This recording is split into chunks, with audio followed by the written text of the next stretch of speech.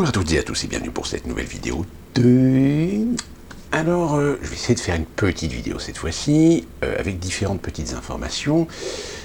Aujourd'hui, nous sommes le mercredi 2 juin, et ont été publiés par le Washington Post et BuzzFeed quelques milliers de mails, tout du moins des articles sur des mails qui ont été rendus publics sur la correspondance du docteur Alexander Fauci, le monsieur Covid américain.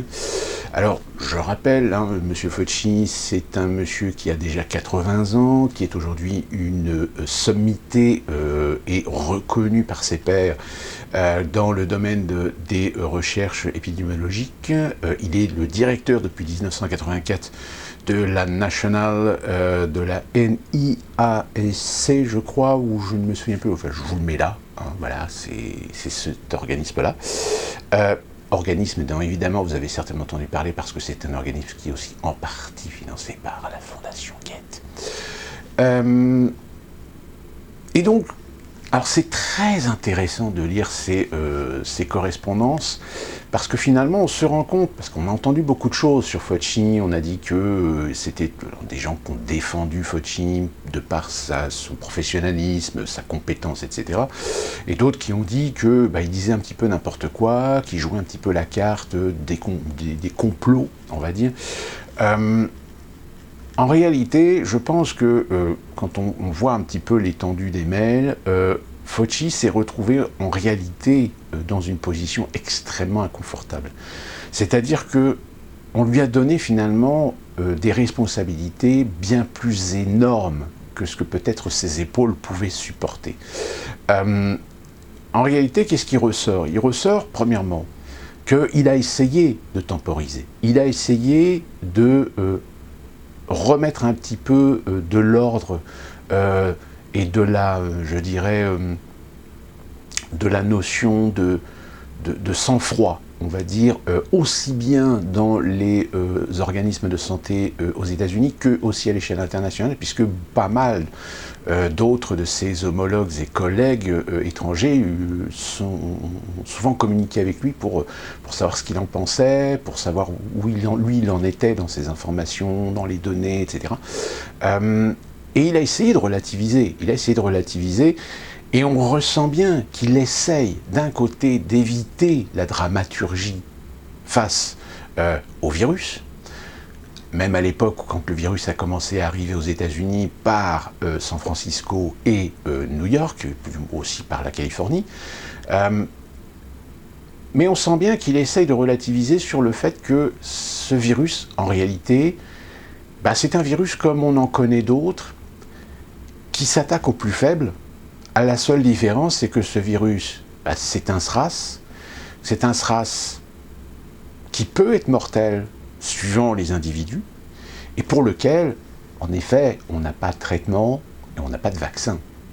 Malgré que c'est quand même un virus qu'on étudie depuis maintenant presque 20 ans, puisque les premiers SRAS qui ont été référencés datent de 2003.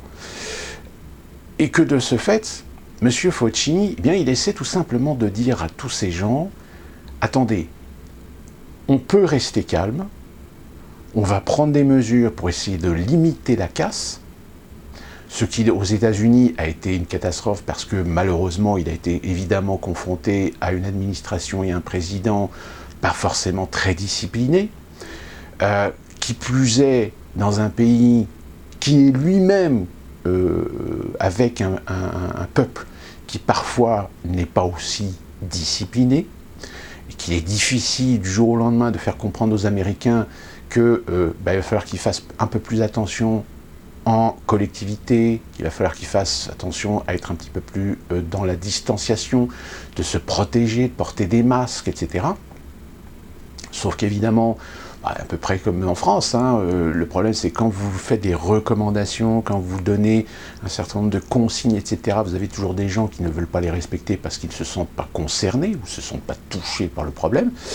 Donc, en effet, Fauci, au bout d'un moment, a essayé lui, de son côté, de convaincre un pays aussi énorme qu'est les États-Unis, de par sa complexité de structure politique, que il va falloir commencer à se préparer. Sauf que la préparation, elle a mis 10 fois trop de temps et il était déjà trop tard. Le fait, c'est que, deuxièmement, Fauci, dans ses mails, montre bien qu'ils ont manqué de données. Ils ont manqué de traitement de données pour essayer de savoir sur quoi ils allaient devoir travailler, sur quoi ils allaient devoir être en guerre. Même si très rapidement, le nombre d'informations, le nombre de données ont permis à certains scientifiques de cadrer, de cibler le type de virus et comment essayer de le combattre. Très rapidement, de toute façon, il était évident qu'il fallait absolument mettre en chantier des recherches de vaccins. Mais on se rend compte que, en réalité, et là c'est la troisième chose qui est très intéressante, c'est que finalement, Fauci, tous les mails, les communications qu'il a eues, alors il a commis en effet quelques erreurs, il a eu quelques approximations, mais encore une fois de plus, par le manque de données ou parfois par la pression qu'il subissait pour absolument donner soit des conseils, des ordres, des orientations, etc., alors que lui-même ne possédait pas forcément toutes les données. Force est de constater que, en réalité, très très vite, il était devant le fait accompli que les fondamentaux, que les acquis de nos sociétés modernes, plus particulièrement occidentales, étaient en train de s'effondrer. Tout simplement parce que, tout d'un coup, on se rend compte que ce qu'on connaissait déjà avec un certain nombre de virus, et là je parle évidemment du virus le plus connu, qui est la grippe, cette fameuse grippe qui, elle, chaque année, possède des souches différentes et affecte un certain nombre d'individus, et selon les pathologies de ces individus, certaines personnes en meurent, et bien là, on est confronté également à un virus qui n'a pas un taux de mortalité très élevé, même si, encore une fois de plus, on le sent bien dans les mails, le docteur Fauci essaie de relativiser certaines expertises alarmistes,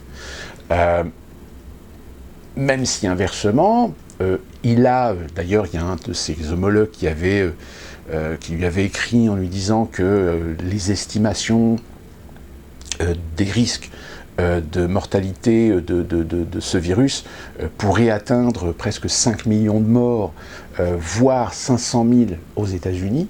Le docteur Fauci a répondu que c'était des chiffres surévalués, un peu excessifs. Bon, en réalité, aujourd'hui, on est à plus de 3 600 000 morts à l'échelle mondiale, et aux États-Unis, on est à 610 000 morts. Donc, finalement, peut-être si à l'échelle mondiale, c'était en effet un petit peu surévalué. Par contre, au niveau des États-Unis, le chiffre était plutôt bon, on va dire.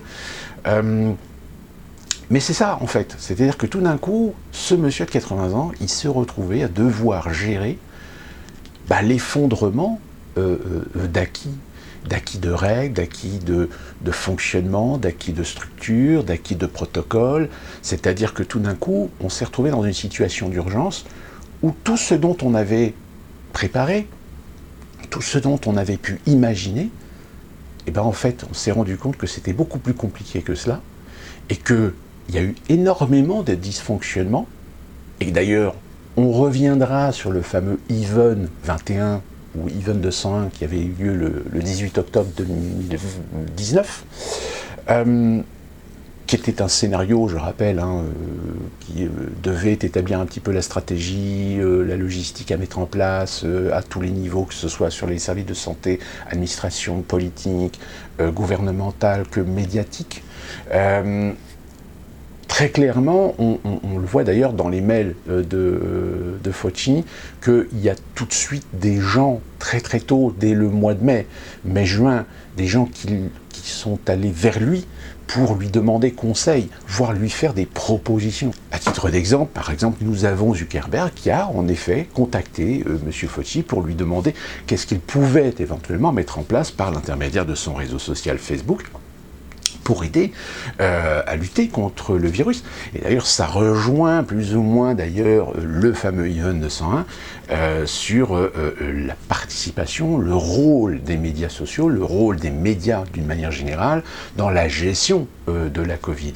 Et on voit bien qu'un certain nombre d'acteurs justement de ces médias ont pris contact avec le Dr Fauci pour savoir: allez-y, donnez-nous des orientations, donnez-nous des éléments, savoir sur quoi on peut vous aider. Et évidemment, nous aider à essayer de lutter contre les fake news, de lutter contre les mauvaises informations, de lutter contre les détournements ou les raccourcis. Sauf qu'évidemment, ça a été beaucoup plus loin que cela. Et ça rejoint d'ailleurs cette conviction que nous avons aujourd'hui que les réseaux sociaux ont été bien plus loin que ce qui, normalement, aurait dû être prévu à ce niveau. Car, en effet, force est de constater que aujourd'hui, Facebook, qui a censuré les informations concernant l'information sur le fait que le virus ne se serait peut-être bien échappé du laboratoire Wuhan P4. Aujourd'hui, on se réoriente en effet sur cette possibilité, je dis bien cette possibilité. Et donc du coup, il a décidé que finalement, il ne censurerait plus ce type d'information, puisque évidemment, le problème c'est qu'aujourd'hui, est-ce que le virus est véritablement échappé ? Où est-ce qu'on l'a sorti volontairement, etc. Enfin, tout ça, c'est une autre histoire. Nous y reviendrons certainement. Donc, du coup, Fauci, s'est retrouvé dans une posture très inconfortable. C'est-à-dire que tout le monde s'orientait vers lui pour essayer de savoir vers quoi on devait aller, vers qu'est-ce qu'on devait dire, qu'est-ce qu'on devait conseiller, vers quoi on devait s'orienter en matière de gestion, en matière de recherche, etc.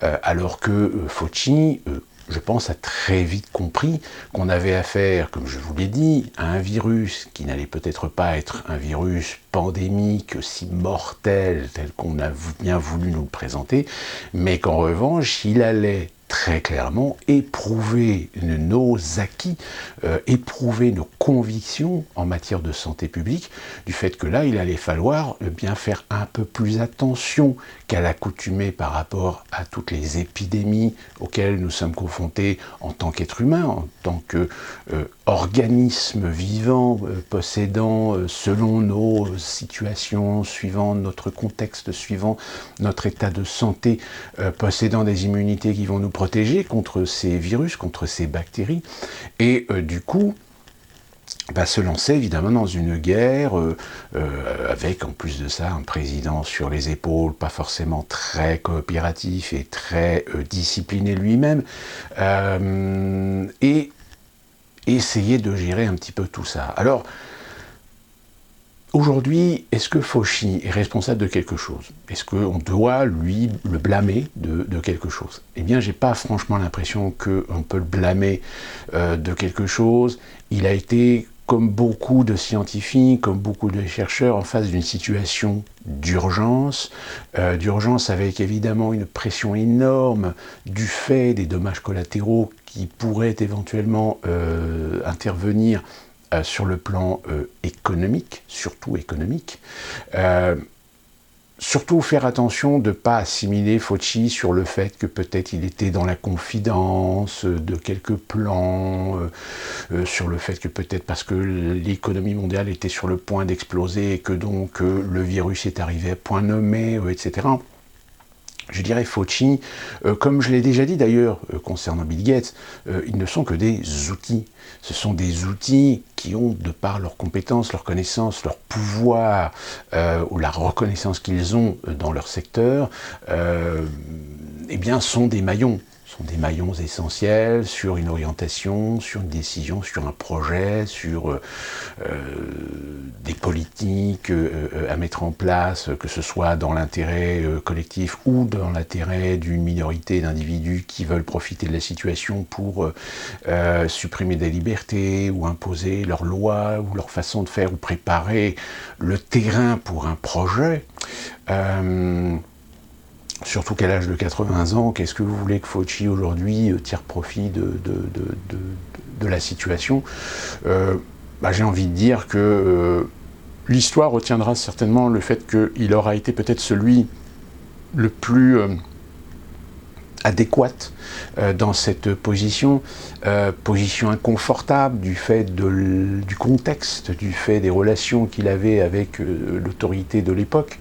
Le fait est, c'est que lui aussi a parfois été obligé de ne pas forcément dire des choses telles qu'elles sont, parce que sa responsabilité l'en empêche. Sa volonté était d'essayer de calmer le jeu, mais malheureusement, il y a des décisions qui n'ont pas été prises en temps et en heure parce que derrière il y avait des pressions pour ne pas les prendre en temps et en heure. Finalement, c'est un peu exactement ce qui s'est passé aussi en France. C'est que lorsque, dès le mois de décembre, on a bien vu qu'il se passait quelque chose en Chine et qu'il commençait à y avoir déjà de la propagation, eh bien malheureusement là, ce sont les institutions qui ont complètement raté le coche, parce que dans ces institutions, il y a des gens qui n'ont pas voulu ou qui n'ont pas pu prendre les décisions qu'il fallait prendre au moment donné, à l'instant T, et qui malheureusement, on a payé les conséquences par la suite par des mesures restrictives bien plus sévères que ce qu'on avait pu connaître jusqu'à présent lorsqu'on était confronté à un certain nombre de pandémies, mais qui n'avaient pas eu besoin d'atteindre des tels niveaux de décision à la fois politique et sanitaire.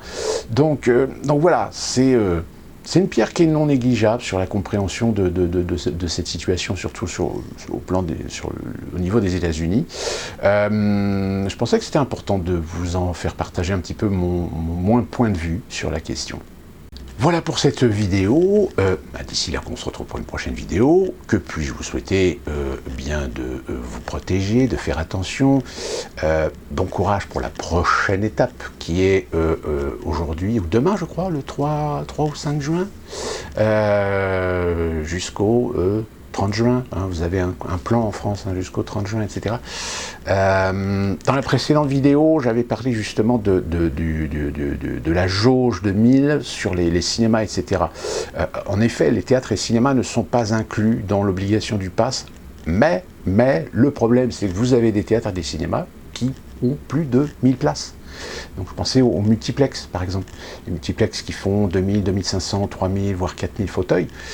Si vous rouvrez 100% de capacité des cinémas, mais avec le pass pour les événementiels de plus de 1000 personnes, vous voyez, alors j'ai essayé de regarder un petit peu si ça rentrait dans le cadre. J'ai rien trouvé. Donc, est-ce que, encore une fois de plus, le gouvernement a pris des décisions sans réfléchir et se dire, oui, mais on va imposer le pass pour les événementiels, plus de 1000 personnes, mais qu'on n'a pas réfléchi qu'il y avait des théâtres, des salles de concert, des cinémas qui avaient plus de 1000 places. Et si vous trouvez, tant mieux, mettez-le en commentaire pour nous enrichir. Et nous, on se retrouve très prochainement pour une prochaine vidéo. Et d'ici là, portez-vous.